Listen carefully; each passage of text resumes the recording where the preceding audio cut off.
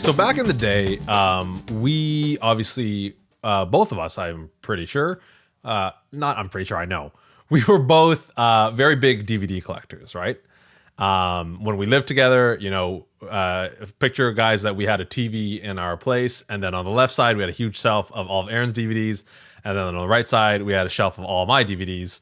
And I'm sure, like, collecting these, I'm pretty sure probably stemmed from my friend Rob, who also collected just about everything.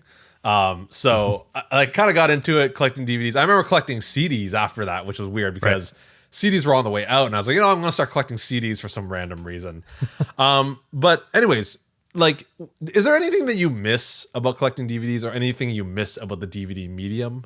I mean, physical media for that matter. I mean, some of these things were had really cool, elaborate, materials, or some really cool box sets, right? Where there's like really neat packaging, and so most of it wasn't like that. But that was I feel like you don't get that, right, with like digital media. Totally, right? Like, there's all this really nice packaging, kind of collector's items, kind of like. I remember I own like 3 copies of Lord of the Rings, not just because of the packaging, but one of the nice things about it was the really cool packaging that came along with it. I remember when Disney started releasing some of their kind of higher end, like Aladdin, Lion King, those kind of things, and they put them in these box sets that made them look super classy and grown up, which was awesome because Lion King is Lion King is my favorite. It's tough to say nowadays, but it is definitely, like, of that kind of classic cartoon era, my favorite, like, classic Disney cartoon. And I remember being like, I hope they release something that looks really cool and stylish. And they did that with Lion King and stuff like that. But the other part of, I find, DVDs and Blu-rays, and a lot of this physical media that I kind of miss, to be honest, that you don't get with things like Netflix, is like all the special features. Right? Like, I remember Lord of the Rings. I think you had the extended collector's edition too, right? Like those chapter books or whatever that came with. I think so, yeah. It was like 4 discs, and like 2 of the discs were movies, and then the whole other 2 discs were like special features. And a lot of my career in filmmaking came from the love of watching those making of featurettes, because I always loved seeing how movies were made, and I loved the idea of working in this industry. It was so crazy, right? And I miss a lot of that behind the scenes footage stuff. And what's kind of interesting is I find on YouTube now, there is, like, it's weird. Warner Brothers, for example, is releasing a lot of stuff on, like a lot of stuff that's come up in my YouTube feed recently is all the special features from, like, Dark Knight Rises and Dark Knight, like, Blu-rays and stuff like that. So I really miss kind of that stuff. But what's kind of interesting is I didn't know this, and I bet you a lot of people do know this, but I'm kind of saying this as if some people might not, and this is a little bit of a public service announcement. But did you know that Disney Plus has these things? Yeah, I was going to say, at least some of the things I've watched on Disney Plus, there's like an extras section, I think. Yeah, exactly. So I've seen it there. I mean, it's not to the same extent as, what we had on some of those DVDs, right? Like, they're shorter kind of things, but, like, I remember sometimes, like, I don't think this exists anymore. Like, the whole commentary track thing. Well, okay. Where you can watch the whole movie. Yeah, with a director's commentary, right? Yeah. So what's interesting is, you're right. It depends obviously on the production. Yeah. But there are some things on Disney Plus that have, like, probably just as rich content as the old kind of Blu-rays and DVDs did. Like, so I'm watching right now. I'm watching this thing called The Director and the Jedi, which is basically an hour and a half long documentary on the making of The Last Jedi. So it's like Rian Johnson and his whole journey and stuff like that. And I remember when I bought episode 1 on DVD. I think it was like first year university or something like that. And I remember I woke up on a Sunday morning. I think I bought it on like a Saturday or Friday, something like that. And then I woke up on a Sunday morning. This was like in university. I threw it on, and it was, I want to say, like a 3 to 4 hour documentary, something like crazy long. And what I loved about it too is it wasn't really kind of a classic edited documentary. Like, there wasn't interviews. and there wasn't like any voiceover, there wasn't any like overlay. Like, I mean, there might have been some overlays, but it wasn't really like fine edit. It was just basically just like it's almost like a diary. It was like a 3-hour long diary on the making of episode 1. And I just sat in bed all day just watching this thing. It was like so amazing. And so I was really happy to discover that they're kind of something similar. Like this director and the Jedi is kind of similar to that. So it's like following the whole making of that. There is a director's commentary on I can't remember if it's one of the I think it was one of the Star Wars. Okay. Maybe Last Jedi actually. Yeah. So anyways, it's just really cool that Disney Plus is offering, like, it's interesting, right? Because Disney Plus seems to be doing very well, like better than anticipated. I think. Yeah, definitely. They were hoping for 95 million users, I think, or something like that in 5 years, and they got it in the first like 1 or 2 years. Sure, the pandemic helped with that. Yeah. But they're seeming to add a little more value, right? They have these extra features, which is really cool. Yeah. Like I don't know if you saw the WandaVision schedule, but basically WandaVision is supposed to end not this week but next week, I think. And then before Falcon and Winter Soldier starts, there is a making of WandaVision, so they're doing kind of stuff like that as well. Yeah. But yeah, so very cool that Disney Plus is kind of I guess maybe trying to compete with Netflix in a different way. Yeah. By offering this kind of stuff. So yeah, and it's smart, right? Because I think like they're uniquely positioned to do that because they obviously are also the production studio, right? So I think it's a lot harder to do if you're not, you're just streaming something, you're not the production studio. So it makes sense. I think that's a huge advantage that they have. But I mean, I don't see why, like, again, there's a lot of even older like movies out there that these things exist for, right? So I don't know why, if there's movies on Netflix, like older movies on Netflix, right? You have to imagine they're probably thinking about maybe bringing that content, right, to the service because a lot of it exists, right? And I would assume if you have the rights, maybe not, like if you have the rights to the movie though, like I would assume you could also get the rights to the extras or the commentary tracks or whatnot. But well, I have to imagine that's the issue. I have a feeling it's a licensing issue because if you look at things like, I don't know if you saw last couple of months for Queen's Gambit, like Netflix released a documentary, the making of Queen's Gambit. Yeah. So I think they're taking notice that people enjoy watching these kind of things. But you're right, maybe because Disney just owns all that stuff already. That's very easier for them to kind of just throw it in there, right? Yeah. Whereas Netflix has to license all this stuff, right? So I feel like I mean that would make sense if I mean I don't know when the last time you actually bought like something like ages. But maybe that is still one of the last things that kind of differentiates, like those extra materials, right? Yeah. But I feel like there's like, I feel like the digital era still hasn't gone there because, I mean, there's there's certain things you can't get with digital versus like physical media. Yeah. But I feel like with the technology that's out there nowadays, I don't know if you've seen, there's this huge movement now for like digital art. So you can actually own basically art, right? And in some cases, pieces of art that you would never be able to buy yourself, like a really famous painting, you can own like 1% of it or something. Interesting. But it's really interesting because it's like, it's a really rich digital experience. Like you actually get this token that says you own it, right? And you can share it in a really cool way with other people. Like it's this really rich kind of digital experience. I've even seen like there's this one platform where you can trade like little highlight clips from sports games. So it's like because basically like sports cards, right? So the evolution of that now is rather than it being a static card, it's like short clips of highlights of that player making like crazy plays. And it's this really cool like digital trading card thing. So I feel like that it's not like digital can go quite a lot further because I feel there's still a market out there for maybe owning some of this stuff if there's a nice way to like have a nice library of it and have extra content and stuff like that, right? Yeah. Because the stuff you're mentioning, like I don't think it's like that hasn't gone away, right? So I don't think you don't need physical media to do that, right? If like have that extra content and stuff like that. Well, and I think I have no insight into like how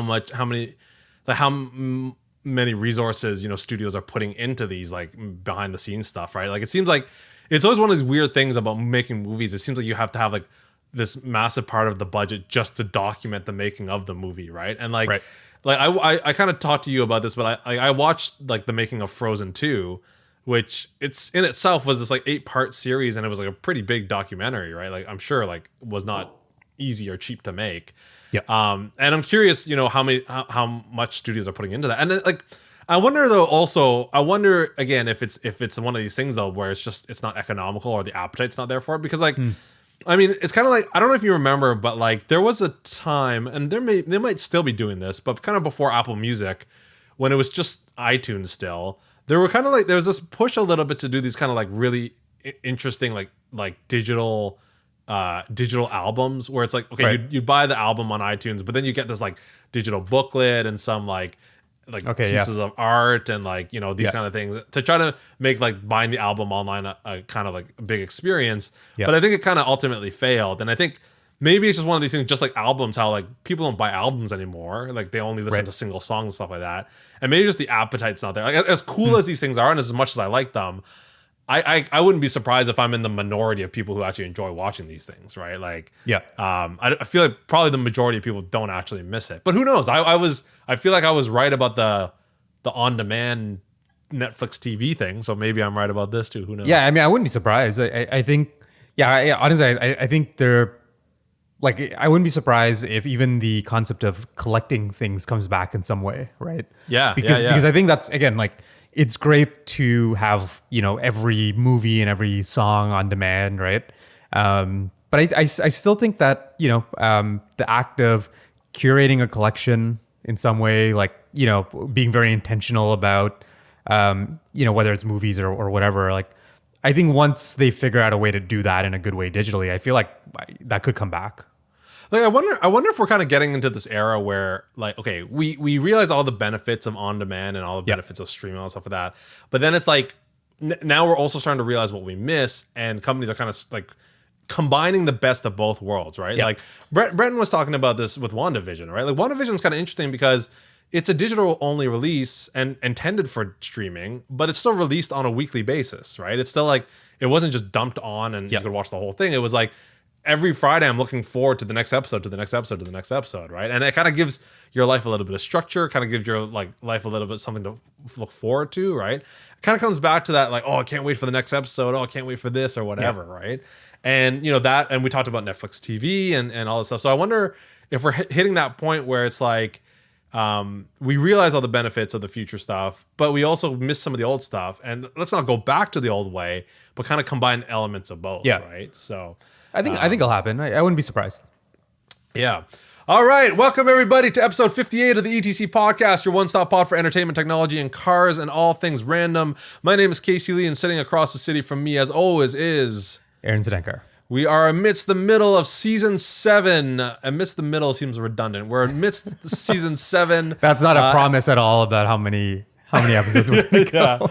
Yeah, exactly. We're only what, 13 minutes into the episode, and we got to the intro, which is great. So what I love about what's happening with the ETC podcast is, one, I think I actually enjoy my lack of preparation. It's like these deeper conversations that we're getting into, rather than kind of just shoveling out as much news as we can. I mean, the content that we talk about too, it's not like we don't consume it or know about this stuff outside the podcast. Like, it's very true. Yeah. It's very true. So but what I kind of like the little bit of chaos that's happening. It's like the last couple of episodes, I've had a lot of fun just kind of like, getting together with my buddy and just chatting with him. And then if people happen to be listening, sure, that's great. But we do have a couple things to talk about. Obviously, the big news today is, I guess we've landed on Mars again. I don't know. Yeah. I don't know what, like, don't get me wrong. I love the resurgence of like space popularity. Like, it seems like it's like, I mean, a lot of it is driven by things like SpaceX and stuff. But like, I mean, is this the NASA? Like, I can't keep track of who's landing on Mars. It is NASA. Okay, that's cool. Yeah. Yeah, I didn't know about it. Like, Breton like came to like into my office, like where I work, like across the room, and said, "Hey, hey, this thing is coming on, and I know you've been enjoying space recently, or you like space." But it's funny because like I was never really a big space person, but when the SpaceX thing happened, I was like, I can get behind this. This is kind of cool. It's kind of. I feel like whoever you are, like, have you watched any of the SpaceX like launches or landings? Only what was the one? There was one pretty publicized a couple months ago. I mean, there's two main things. There's like, their Falcon rockets, the rockets that are actually sending things up right now into orbit. Yeah, and then no. those land themselves on like barges and stuff. But the Yeah. new one they're testing, it's called the Starship. That's their Mars vehicle. Okay. And that's the one they've been testing. That I think all of them have blown up on landing. So that's not at the same point as their Falcon rockets, but Right. It's one of those. Like, was the Falcon rocket, was that like the one that I watched was the one where they docked with the International Space Station? Yeah, that's right. Yeah. Yeah, where So, I mean- they sent the astronauts, right? Exactly. And I mean, like, part of me is genuinely excited to kind of see it. I will admit, I'm not like, it's not the same thing as like when I walked into B&H Photo for the first time in New York City, and it saw all the camera gear, I was like, oh my God, or I can't think of other examples, but like, I'm not like that level of excited, but I'm kind of like, this is kind of cool to watch.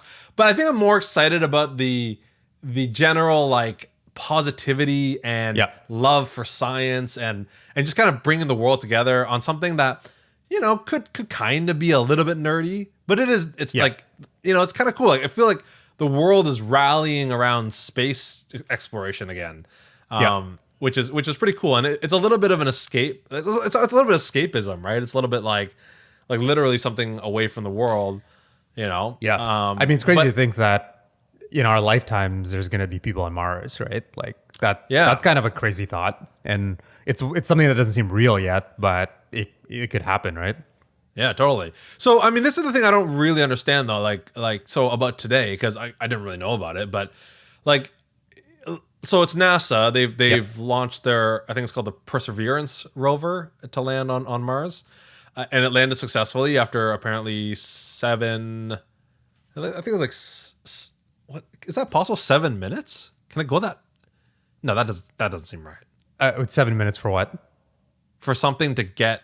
No, it couldn't be from here to Mars, right? It might be the communication delay. There's a communication delay of like 7 minutes, I think. Or it would have been like maybe the landing process itself. Like this thing must have launched like a while ago, right? Yeah. I think it takes at least a few months, I believe. Oh, okay. If not more. Yeah. I heard something on the news today about a stressful like 7 minutes. Maybe it was just literally the landing piece or whatever. There's a point where they lose contact, right? Okay, so maybe that. And the other, I think actually maybe the 7 minutes was also if there's a 7 minute communication delay. Yeah. Then technically it could have crashed and you don't know for 7 minutes. Right. Whether it landed or not. Right. So so I guess this thing has landed, and I guess this is where my lack of knowledge kind of kicks in a little bit. So I guess it's a big deal because we definitely landed on Mars before, but I guess not many times. Is that true? Or I mean, there's been rovers and stuff, so I don't know. Yeah, I don't know much about this mission either. Like if they're usually every mission has its own unique thing, right? Like they try not to do the same thing over again. So there's definitely been robots and probes and whatnot that have landed on Mars. Yeah. But I don't know if this one maybe they landed in like a new spot or it's doing something different than other rovers didn't do. Yeah. Don't know. Well, again, this is very on brand for us. Vaguely heard about it today. Yeah. I guarantee you, people who are listening to this probably know more about this than we do. So, there's a good chance. But yeah, Perseverance has landed. That's super cool. Yeah. I mean, I don't know. Like, I would love to see a rocket launch in person. Like that is a bucket list item for me, just because it seems like, I feel like you can't fully grasp the launch and how crazy that is unless you're actually like in person to witness it. But that's still something that one of these days I'll get down to like Florida or something to watch a launch. Yeah, it's crazy. I never thought about that being on my bucket list, but that would be a really cool thing. Like there are very few things that I don't really have a bucket list. There are things that I always thought would be really cool. Yeah. And I never thought about that one, but that one does sound like it would be it's also it's a great bucket list item because you don't have to do much. Like you basically just sign up. I don't even think you have to pay or anything. You just show up, right? Like it's not like there's some bucket list items that are kind of just like scary to do, right? Like if you're just like, I'm gonna jump out of a plane, right? But this is just like you just go show up in Florida and launch a rocket launch. I mean, I know it's not as easy or possible, but I always like just thinking about it now. I thought it'd be so cool, to like be anywhere near, like I mean, sorry, like just like you know when they talk about what that big kind of that like tank of a platform that moves, you know, where they land it on the water. No, sorry, not that. And this is probably less about like.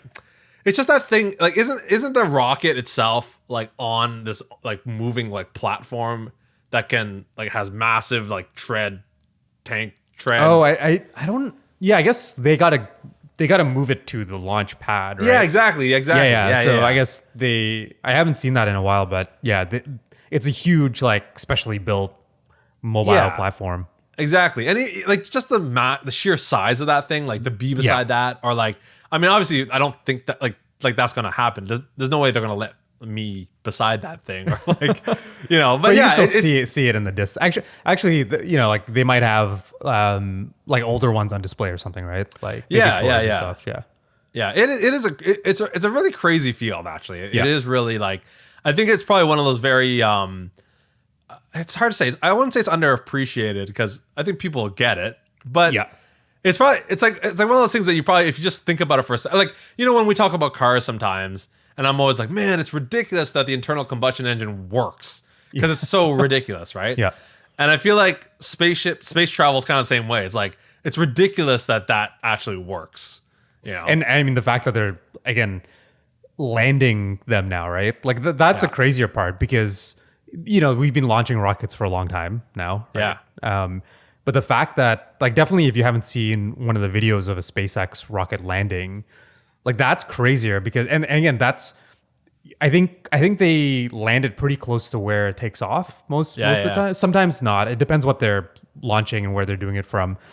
But okay, like launching, you know, pretty impressive. But the fact that basically what happens is like it goes up like hundreds of kilometers into the sky, and then it does this flip, and then it basically plummets to Earth, and it has to land in like, you know, like a 50 by 50 foot square, right? And it's like they have cameras on board these things now too, and you can see like the rockets, like, you know, like the thrusters like adjust and stuff like that. Like it seems like something out of sci-fi basically, right? Like where you see like something land and like all the thrusters are kind of like, you know, adjusting and everything. So that's crazy. But what's crazy is like they sometimes do this. This is what I thought you were talking about. They sometimes do this on the ocean. So SpaceX has there's not even anyone on it. It's basically a barge floating on the ocean that is like remote controlled, right? It's like kind of like a drone, like an automated drone. And so like they shoot this thing up into space and then it lands on this barge in the middle of the ocean. Like that's just crazy, right? Yeah, like, I think I want to say was that the one that they sent up for the ISS. Did that land? Because that sounds vaguely familiar. I feel like I might have seen the that. Booster, the rocket that launched it. I think it also landed like in the ocean, like on one of those barges. Which is basically what is SpaceX whole like value proposition, right? Like the reason that they got launching a rocket down to like I think 10% of the cost it used to be is because like they can reuse it, right? Like imagine how expensive. It would be equivalent to basically like you go take a road trip and then you destroy the car when you get there, right? Like obviously that's going to be super expensive, and so that was their whole innovation, right? Like it's not really, you know, like that they created a much cheaper or better rocket. They just can reuse it over and over again, right?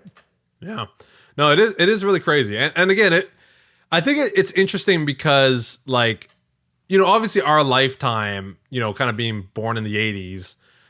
You know, like space travel was definitely it wasn't really a major thing, right? I think we were more interested in sci-fi than real space exploration, right?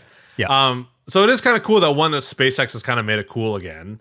But two, that it just seems like, I don't know. I don't remember us talking ever about this before. I don't ever remember people talking about, oh, did you see the space launch? Did you see like it seems like today, like people are now talking about it, you know?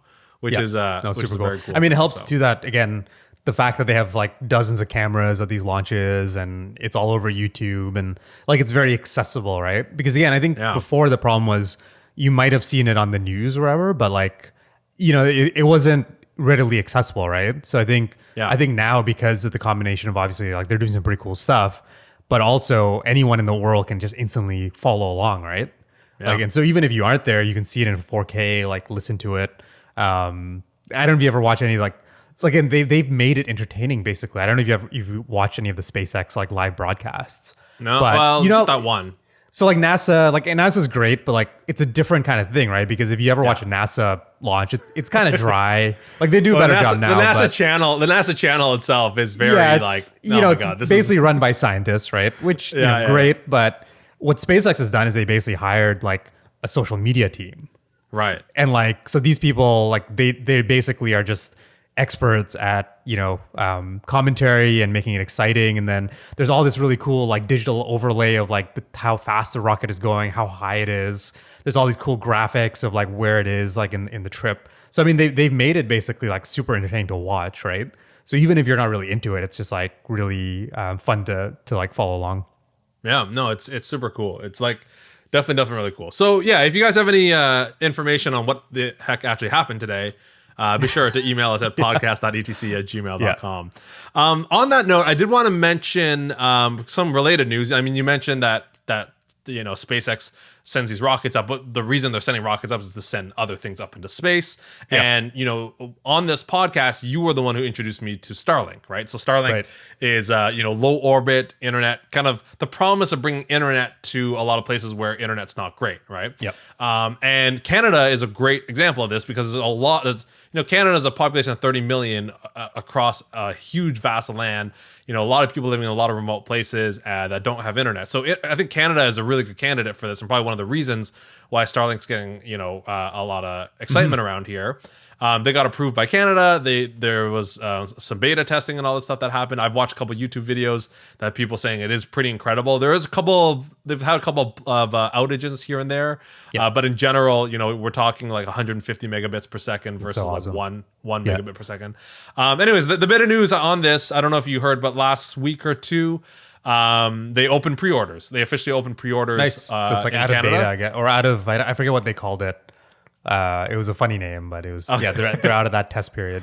Out of that funny word. They're in pre-order. They're still not available everywhere. They're still not again, if you enter a postcode or whatever, like they'll still say you can't do that. But it kind of is in the realm of like when you pre-order a Tesla, like you put the down payment, fully refundable. $650 for the dish, and then $130 I think a month for the service. But it's really exciting that this is kind of like awesome. Rolling out. I feel like that happened really fast. Like I don't know, just stuff like this you don't expect to happen that quickly, right? But it's been a while, but I feel like it hasn't been that long since they went from sort of just announcing it to like real people are getting it, right? And they're rolling it out. So yeah. Yeah, really interesting. Starlink on pre-order. So that's cool. All right, we're gonna take a short break, but we'll be right back after this.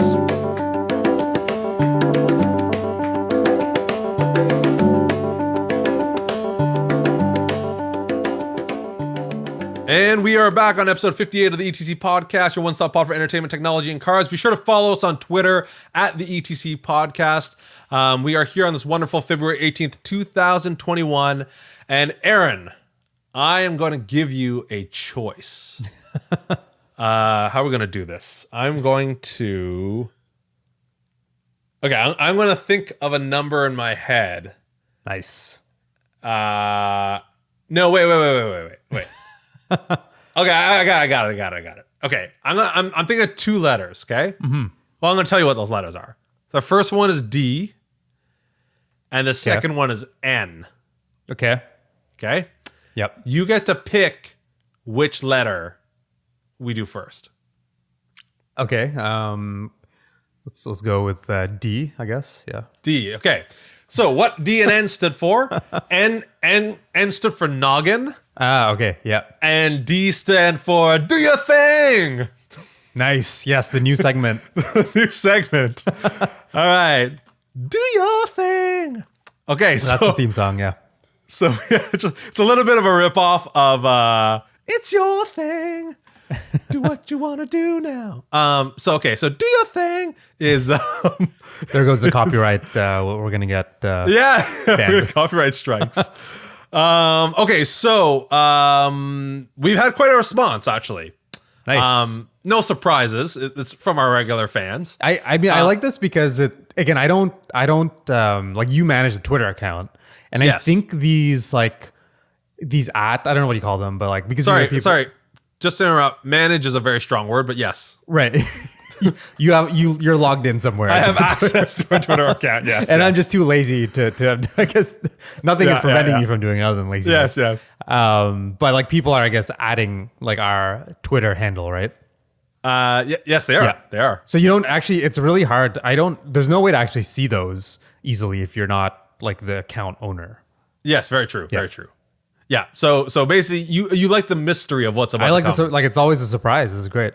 Yeah. And so what's interesting is that one of the do your things, and by the way, this is pretty new, so I feel like maybe we should tell people. If you guys don't know what we're talking about, if you guys want us to talk about something, at our Twitter account at the ETC podcast and do a hashtag do your thing. Despite my pronunciation of do your thing, it's do your thing, properly spelt. So hashtag do your thing.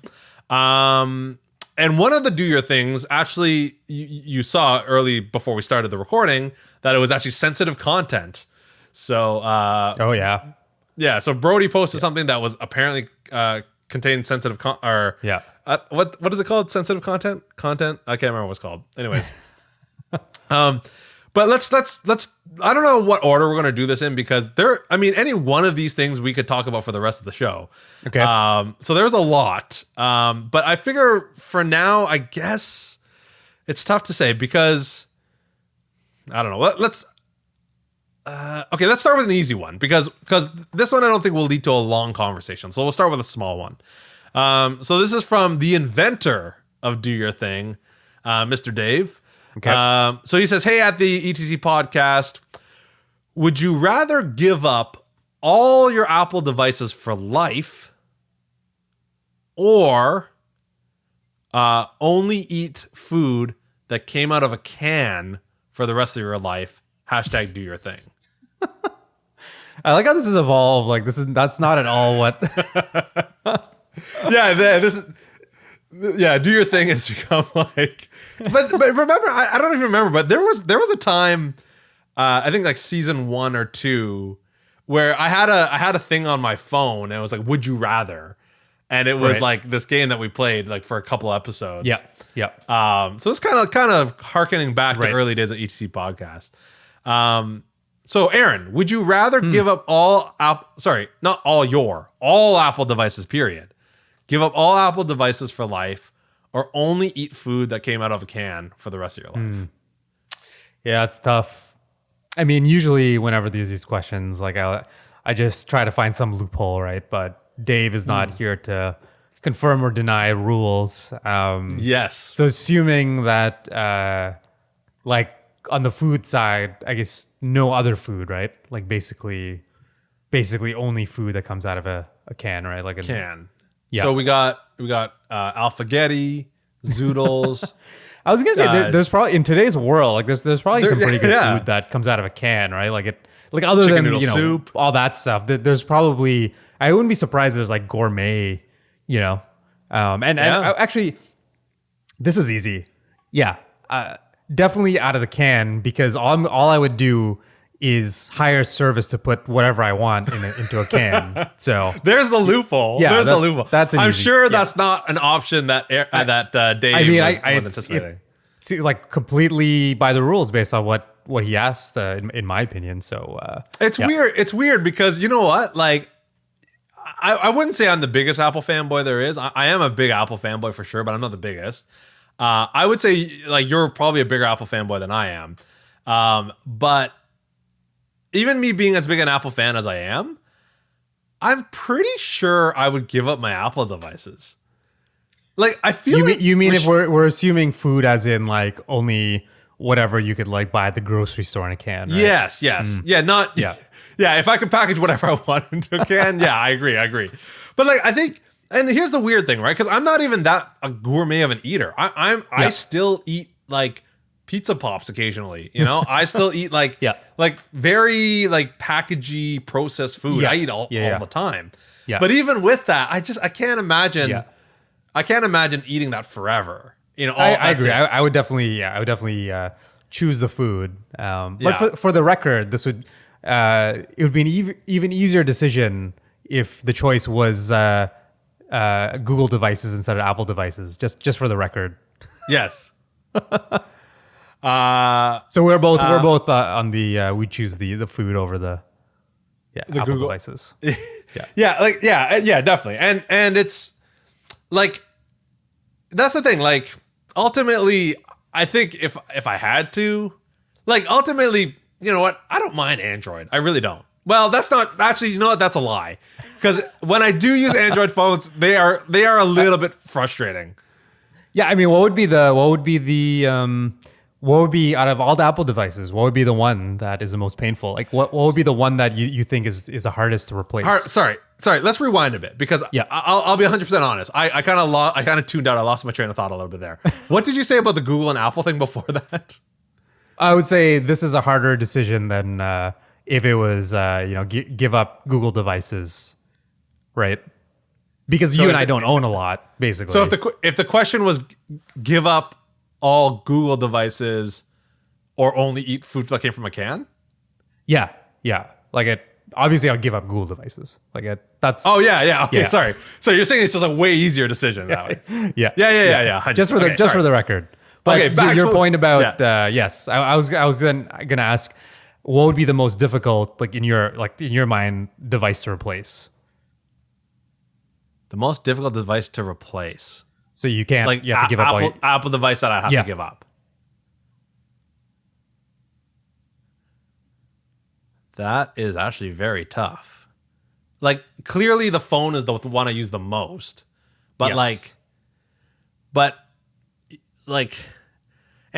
I have to imagine that Android phones are getting pretty good, right? Whereas, like, I still don't think other operating systems are as slick as Mac OS.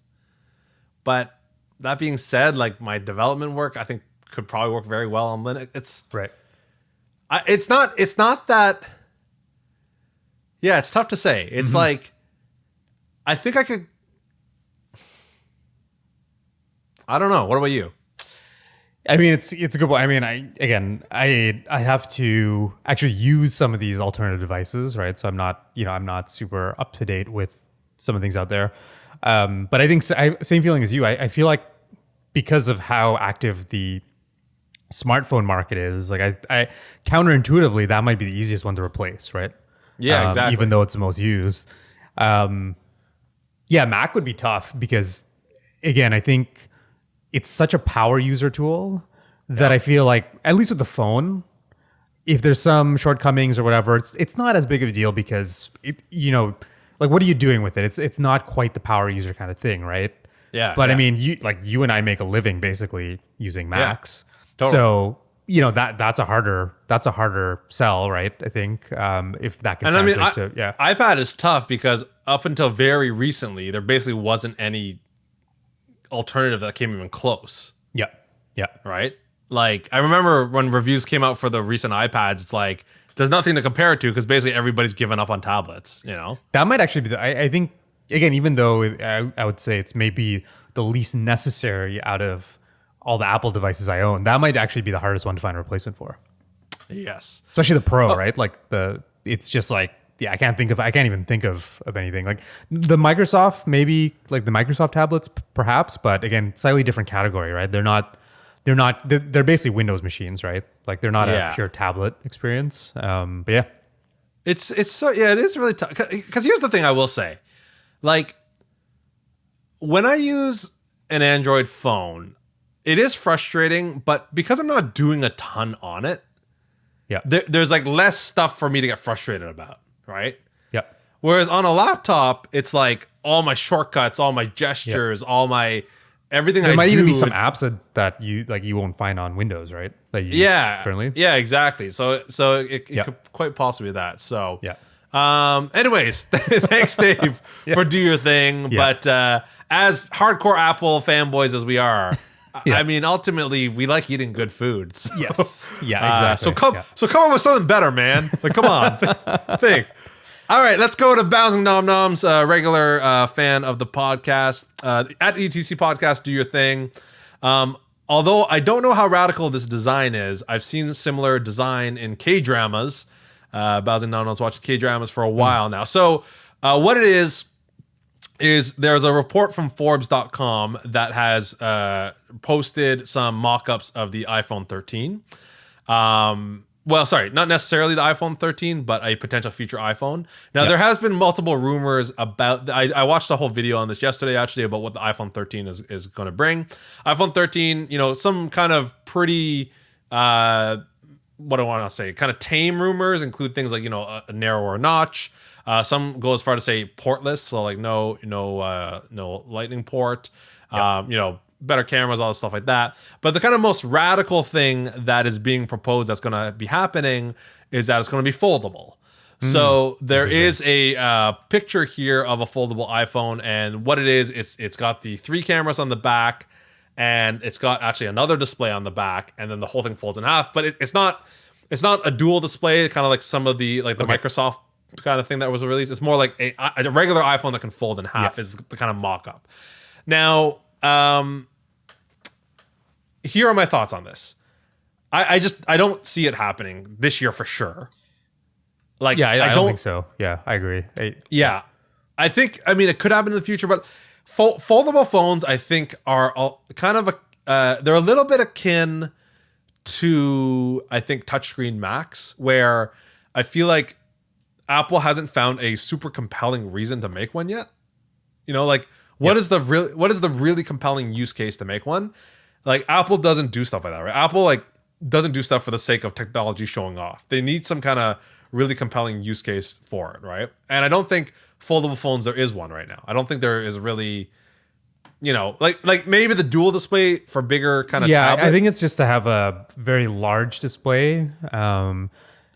But again, Apple doesn't even make even with the non-foldable phones they have, like they haven't necessarily always gone after how can we make the biggest display. There's the phones out there with bigger displays, right? If that's what you want. I think that's really the only kind of functional reason is to try to fit a larger display into a slightly smaller footprint. But the thing with that is the phone is still going to be bigger, right? Like, even though it folds, like it's folding on itself, so it's still bigger. But they're cool to see. Like, again, Apple wouldn't be the first ones, right? There are phones out there and anytime I see one, it is really neat, right? Because you look at it and you're like, oh, cool, like that's crazy. Like how do they do that, right? Yeah. I think my other reason I don't think it's going to happen, I just don't think the technology is perfected yet. I feel like, if Apple's going to do it, they're going to do it right. But I feel like it's too early still. Like, there was that whole fiasco with was it Samsung? There was one that was released pretty early on, and it was just like a mess. Like, the screen was like cracking on itself, and like it was like they sent up review units. Had to, I think maybe Samsung. I can't remember now. Yeah, this is the thing, right? Like, again, a lot of people criticize Apple for the pace of, like, it's like, oh, they released something that was in another phone, 5 years ago, right? Yeah. But like, again, I think what most people don't realize, like, the primary value of the iPhone really is how solid and reliable it is, Yeah. And a lot of things they do actually just further that, right? Like, a big reason they're on this march to get rid of physical buttons and now potentially ports, it's because these things are things that could break, right? Like, it was not that uncommon before when they had the physical buttons, the home button, right? That would stop working. Same thing with these ports, right? Like we hardly use them, right? So it's just one more thing to potentially kind of go wrong. And so that's the thing is, like, I think they certainly won't do it anytime soon, even if there was kind of a good use case for it. But these other manufacturers, I think that's maybe some of their advantage is they have a lower bar, right, for reliability. They can kind of get things out to market sooner. But again, that's not why a lot of people, I think, buy like an iPhone, right? It's like, again, a lot of people buy it because, obviously there's a lot of appeal to the OS, but I think literally also, you know it's gonna work, right? Like it's solid. You're not taking a chance, right? It is a safe. It's a safe choice, right? Like it's a much safer choice than a first generation folding like Samsung, right? Yeah, totally. Yeah, I'll be very. I mean, I would be shocked if they did something like that. But like, I just feel like there's just so much. Like here's the thing. Like we haven't seen a foldable display like in any device that's worked successfully yet. Like in like greatly, right? Like again, these foldable devices that come out have been very mediocre and haven't really proven to be that good or that useful, right? So it'll be interesting. Like and it seems like multiple avenues are predicting this, but this could simply be like again like prototypes for future or whatever, right? I'd be very very surprised if they release something this year that was in a foldable phone. But now here's the other thing. Again, I didn't actually read this article. Like I'm just seeing the retweet here. I'm sure there's other things on there. But as for now, I think if you want your foldable phone fix, definitely check out some K-dramas, and you'll see your foldable phones. I mean, have you seen these other foldable phones in K-dramas? Yeah, I mean it's a pretty big thing. I mean a lot of it is I don't know if you have watched a lot of Korean television, but KTV. Well, yeah, there's a lot. There's a lot of product placement, and so it's kind of funny actually. Like, it's very obvious, but these shows like basically almost everyone will be using the same type of phone. There'll be a bunch of these things, so you see it in it, but it's sort of like okay, well, like they're obviously gonna show it in the best way, right? Because it's literally advertising, right? So yeah, it appears quite a bit, but it's because they're basically advertising for it. Now I will say I do like the aspect of a smaller form factor in my pocket. Like I actually like the idea of taking the existing screen size and shrinking down the phone. So like rather than like same device size now and get a bigger screen, I'd rather same screen and get a smaller device as a folding.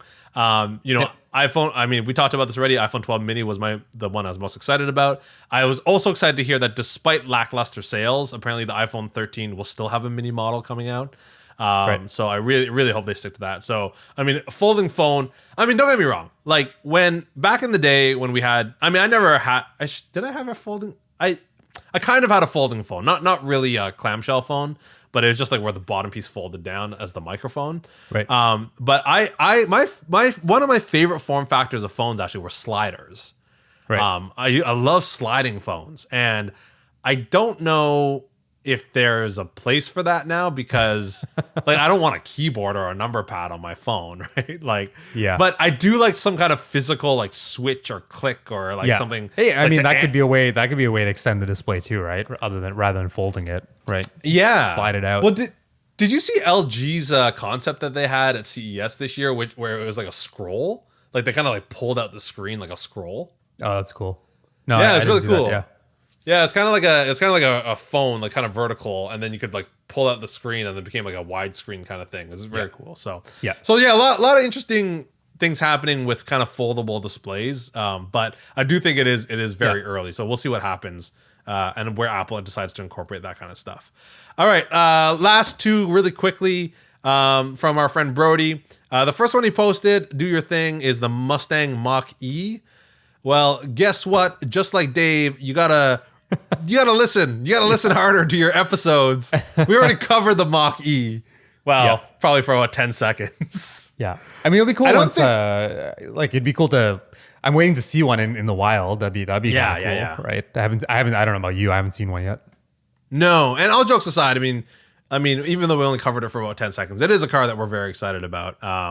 It is. It's very interesting that they decided to give it the Mustang brand, considering it doesn't. I mean, it kind of looks like a Mustang. Yeah. But it's kind of gutsy for them to be like, we're going to take this hardcore muscle car classic and put that brand on an electric car, right? So it's pretty cool. It's pretty cool that they did that.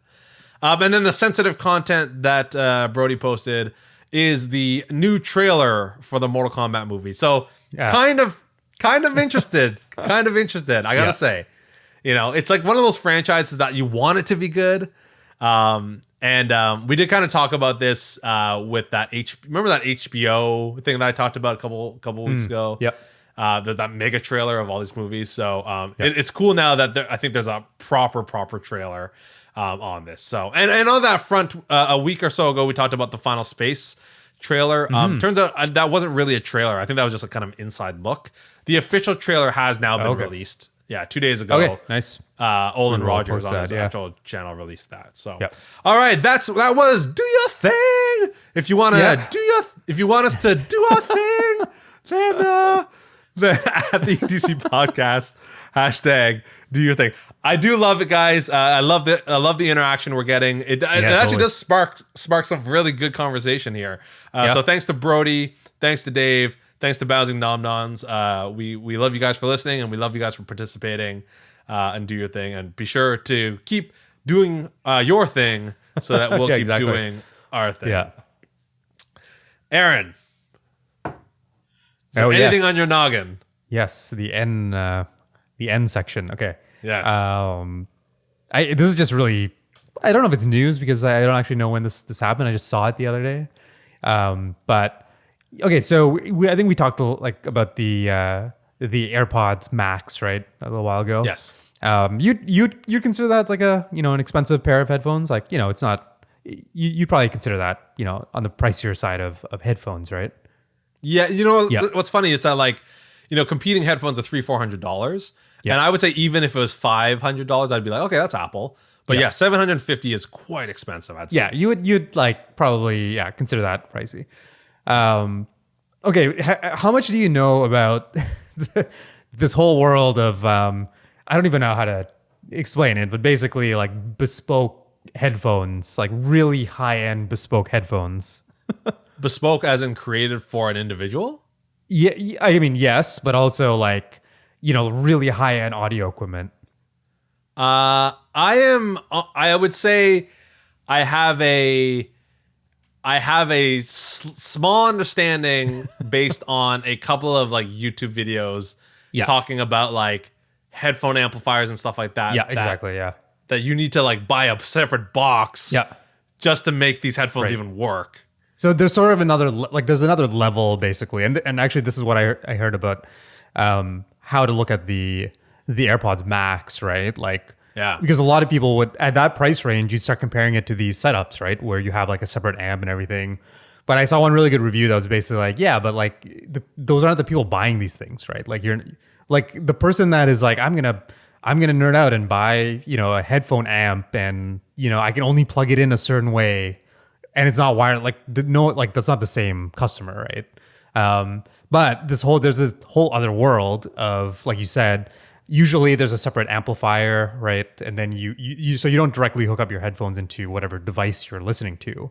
You hook the amplifier to that device, and then you can kind of control the sound and you have control over the EQ and all that. So what would you think an expensive setup would be in that realm? What do you think? Including all the components you need to actually get the music into your ears, basically. Yeah. Headphone and amp, I guess. Yeah. So what I've heard that these powerful headphones have a really high impedance, which after hours and hours and hours and hours of reading at night, I still don't really understand what the heck impedance is. And I heard because of that, they need these big amplifiers to just drive the electricity enough to get a sound out of the headphone. Yeah.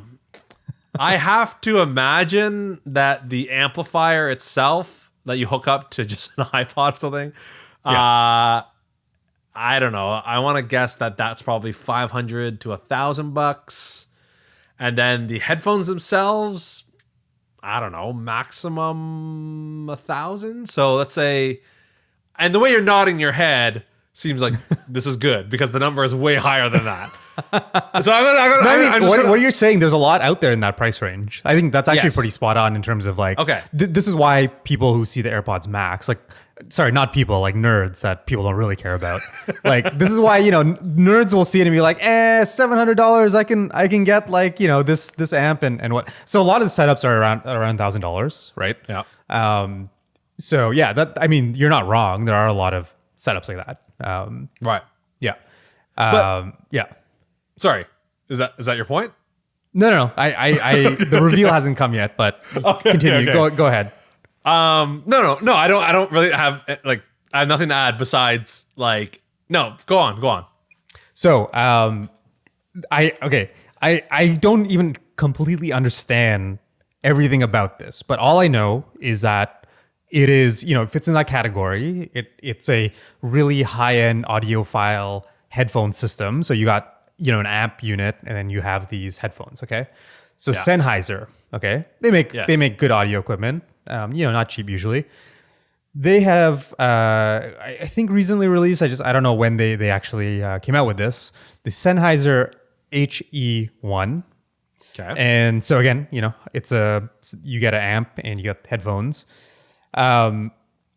This is in US dollar, $59,000. So even if I guessed high, there's no. Yeah, like in my mind, I was gonna say like 20,000 just to be a jerk, and be like, I know how high you're gonna go. 59,000 US for an amp and a set of headphones. Yeah.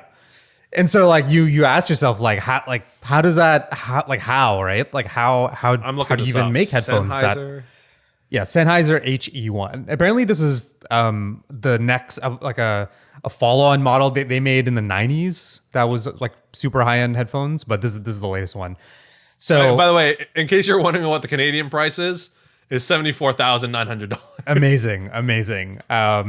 So I don't even really understand what's going on here. This is how expensive it is. Like I don't even understand. So okay, obviously there's an amp unit and it's super high end.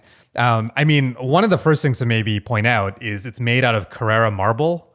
So like this amp unit is just a block of marble, right? Which I don't even know how you do that. Like I don't know how you make something out of that. So that is definitely like, okay, I get it. That can drive up the price. I think it might be analog in some way because it just has these amp tubes, right? And so it's got tubes. I was about to say. If you're familiar with amplifiers, transistor tubes, which is how all audio equipment used to be made, I think it still exists, right? I think it's still in a lot of really high-end equipment. You still find these analog transistor tubes. So I think this is some sort of like, I don't know, tube thing going on. I'm actually not even sure. And then when it comes to the actual headphones, okay. So another thing to point out is you don't order this and they don't ship it. They don't ship like something they have in stock. They make this like every time you order, that's when they make it. It's one off, and you get like a little number engraved in terms of like, okay, which unit is this, right?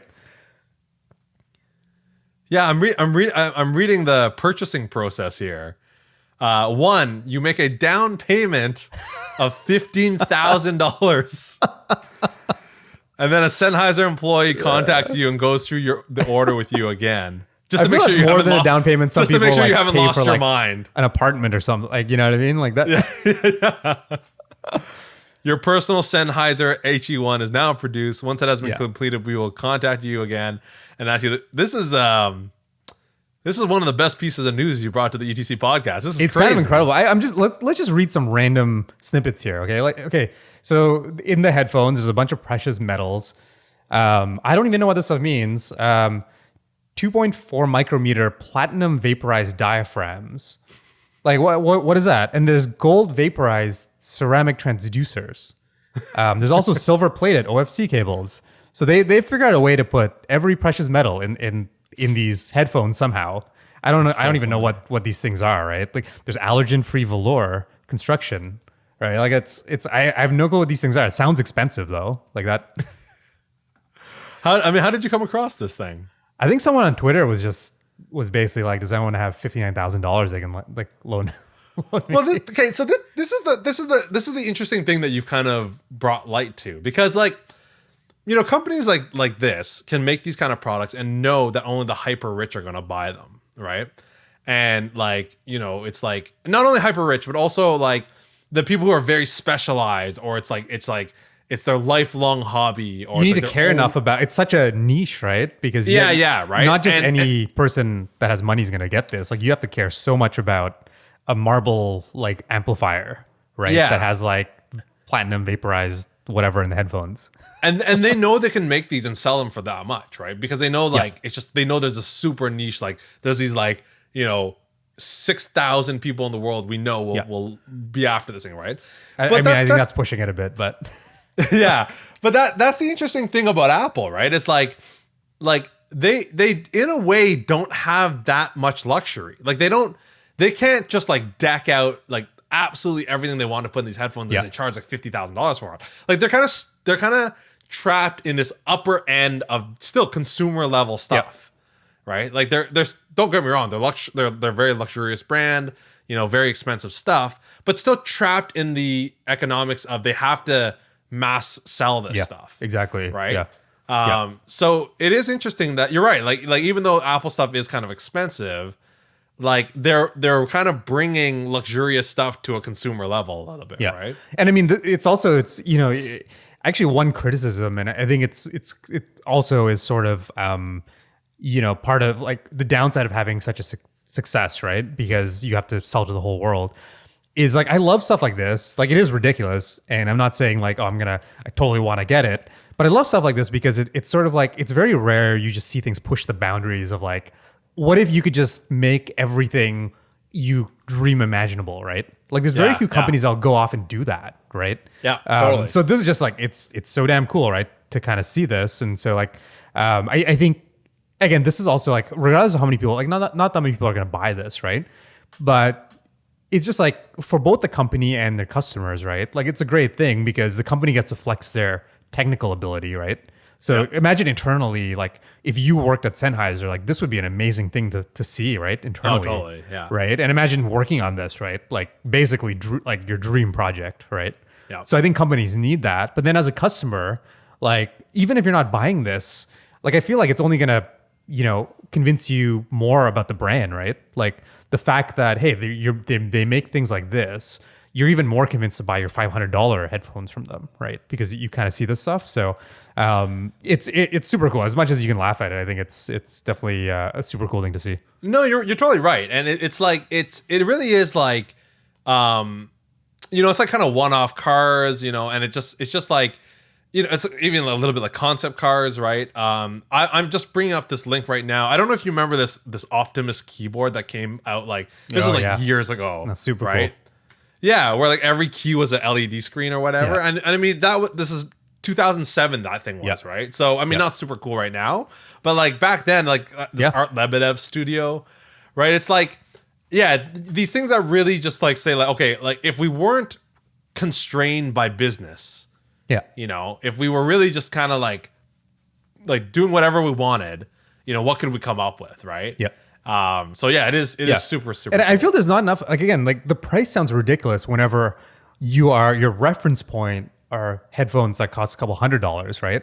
Yeah. But the thing is, like, again, if this is not unusual, like this price is not unusual if you then think of like, look at the things out there, right? At ridiculous prices. Like, again, niche markets, but people buy, you know, 6-7 digit vehicles all the time. You know, there's $1 million cars out there that, you know, more than one car manufacturer out there makes. And I feel like it's kind of funny how those things exist, but things like this almost seem more ridiculous. But I would say I feel like there's like a lot more that can be done with this kind of thing, right? Where they're just like, again, things like that we take as everyday things, right? And like people take, like, again, there might be $1 million cars out there, but there's also a lot of like $20,000 cars out there, right? But I feel like more companies need to do this kind of thing in like the consumer technology space, right? Yeah. Where like all these things you take for granted, like where is the crazy, like do everything imaginable, like, you know, design exercise, right? For all these things you kind of use day to day. And it's true, like it's something where, unfortunately, you're not going to find that from Apple, right? Their model is not. They're gonna, again. I would love to see like how far could you take a phone, right? Or how far could you take, you know, a laptop or something, right? I feel like there's a lot out there that could be done that, you know, just you don't see. But yeah, I think it's like, again, no one might actually buy this. Very few people will buy this, but I think more of that stuff needs to happen because then it's sort of like, okay, cool, like. Maybe that trickles down as well, right? Like maybe they'll make something cheaper that has some of the components or some of the features from it. But no, I mean, it's super cool. Yeah. But what I find interesting though is that like I feel like companies like Apple, like Nest and stuff like that, I feel like they've done that work, that now is the norm. Like I think in the past, again, people didn't care what computers looked like. They didn't care if they were stylish. They didn't care, unibody design, any of this stuff. They didn't care about it, right? And then Apple did the work of saying like, hey, it'd be cool if we actually cared about this stuff and made everything right. And then you have companies like Nest. It's like $20, $30 thermostat. Screw that. We're going to make a $300 thermostat that looks gorgeous, right? And I feel like occasionally these companies are doing that well.